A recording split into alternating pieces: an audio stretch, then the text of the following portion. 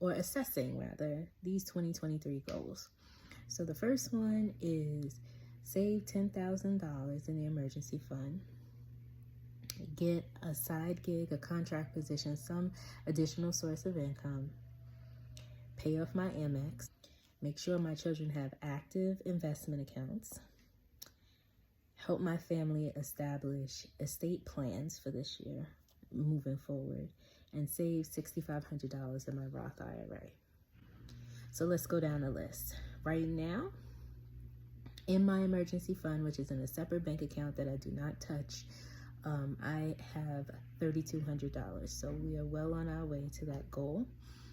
I did not start from zero, but I want to end at $10,000. So I have money coming out of my paycheck as well as any extras going in there.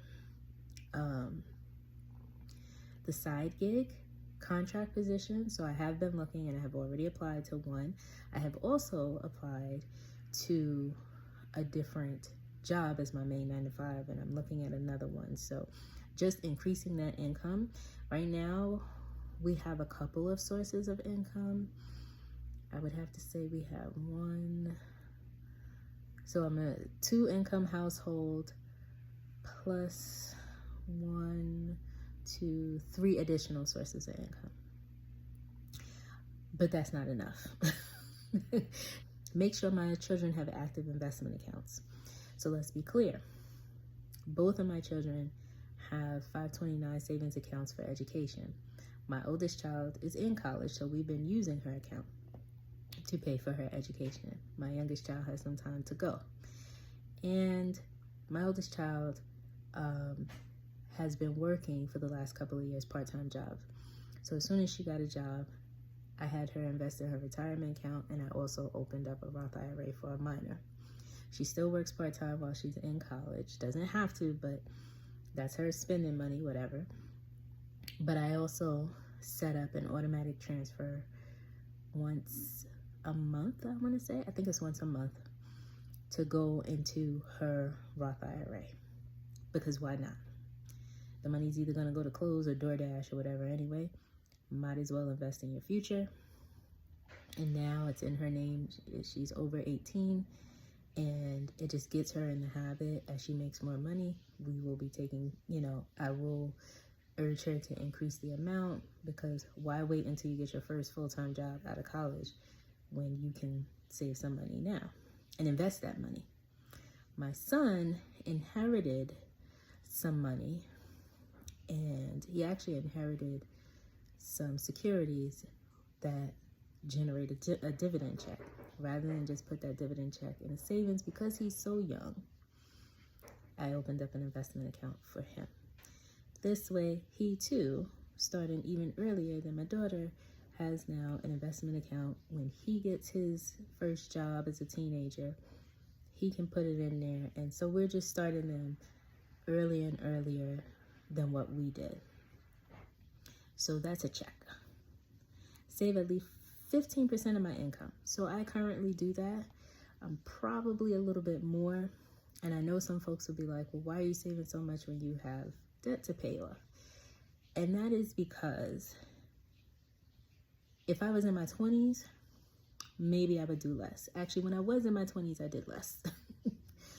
I am not in my 20s or my 30s.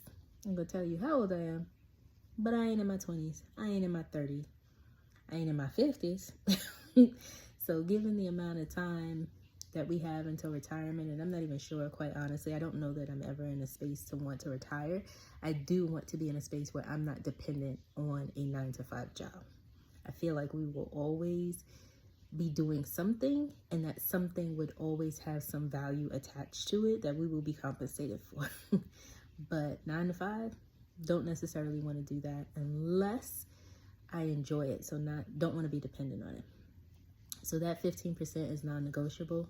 Actually trying to put it up to 20 and just keep going and going, because it's just not negotiable at this stage. I actually feel like we're a little bit behind, because there were some times that I had to, when I switched jobs, that I actually had to liquidate my 401k. So I'm very active about increasing my investment savings. And then goal number 6 is help my grandmother and my family establish estate plans.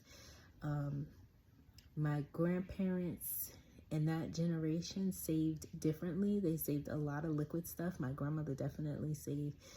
She has securities that she can still live off of.